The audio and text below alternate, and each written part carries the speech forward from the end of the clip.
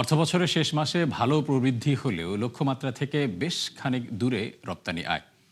সবশেষ 2025-26-এ সব মিলিয়ে $48 বিলিয়ন পণ্য পাঠিয়েছেন উদ্যোক্তারা, যা এর আগের অর্থবছর থেকেও কমেছে বেশ কিছুটা। মূলত অভ্যন্তরীণ সমস্যা, বিনিয়োগের ঘাটতি ও বৈশ্বিক অস্থিরতার প্রভাব পড়েছে এই খাতে। এ সময় লক্ষ্য ছুঁতে পারেনি প্রধান চালক তৈরি পোশাক খাত। আরও জানাচ্ছেন রাকিব হোসেন।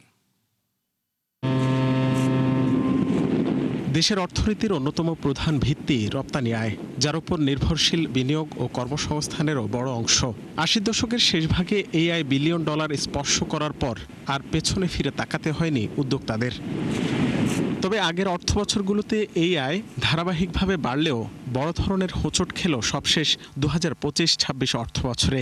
ইপিবির তথ্য অনুযায়ী উদ্যোক্তারা এই সময়ে বিশ্ববাজারে পণ্য পাঠিয়েছেন $48 বিলিয়ন, অথচ লক্ষ্য ছিল $55 বিলিয়ন। সে হিসাবে আয় কমল 13%। শুধু তাই নয়, এই অঙ্ক কিছুটা কমেছে আগের 2024-25 অর্থবছর থেকেও। প্রশ্ন হলো, কি কারণে এই দুরবস্থা? একটা হচ্ছে ইউএস ট্যারিফ ইম্পোজ করা, সেটা নিয়ে একটা আনসার্টেনিটি। 2 নম্বর হচ্ছে জাতীয় নির্বাচন পরবর্তী দেশের আইন শৃঙ্খলা পরিস্থিতি কী থাকবে সেটা নিয়ে বায়ারদের কনসার্ন, এবং একটা নতুন গভর্নমেন্ট দায়িত্ব নেওয়া। এই বিষয়গুলো ছিল। আগামী অর্থবছরে তো আমাদের এই বিষয়গুলো থাকবে না।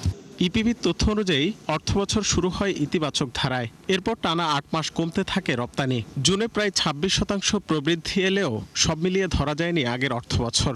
বিশ্লেষকরা মনে করেন, দেশীয় অস্থিরতা, বিনিয়োগের ঘাটতি আর বিশ্ববাজারে চাহিদা কমে যাওয়ার সম্মিলিত প্রভাব স্পষ্ট হয়েছে রপ্তানি আয়ে। আমাদের উদ্যোক্তারা তো অনেক সমস্যারও সম্মুখীন হচ্ছেন। তারা যখন নাকি ব্যাংক থেকে ঋণ নিতে যাচ্ছেন, তখন তারা 12-13% ঋণ নিতে হচ্ছে।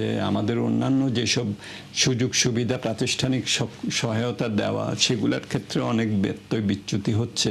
আবার এলডিসি গ্র্যাজুয়েশনের সময়ও চলে আসছে। তো সবটা মিলে এই বছরটাও খুবই চ্যালেঞ্জিং হবে। বরাবরের মতোই চালকের আসনে তৈরি পোশাক খাত। জুনে রপ্তানি বেড়েছে 21.5%, কিন্তু তাতেও আয় খানিকটা কমে নেমেছে $39 বিলিয়নের নিচে। এক্ষেত্রে সর্বোচ্চ রপ্তানি হারিয়েছে নিট পোশাক। ট্যারিফ একটা বড় চ্যালেঞ্জ এসছে, ভারত বাংলাদেশের সম্পর্ক একটা বড় চ্যালেঞ্জ এসছে, সবকিছু মিলিয়ে একটা গ্লোবাল জিওপলিটিক্যাল একটা বড় চ্যালেঞ্জ এসছে, যেটা অর্থনৈতিক ক্রমবিকাশে বাধাগ্রস্ত হয়েছে। আমাদের জন্য সবচেয়ে বড় দুশ্চিন্তার কারণ হচ্ছে এই যে আমাদের জ্বালানি সমস্যা।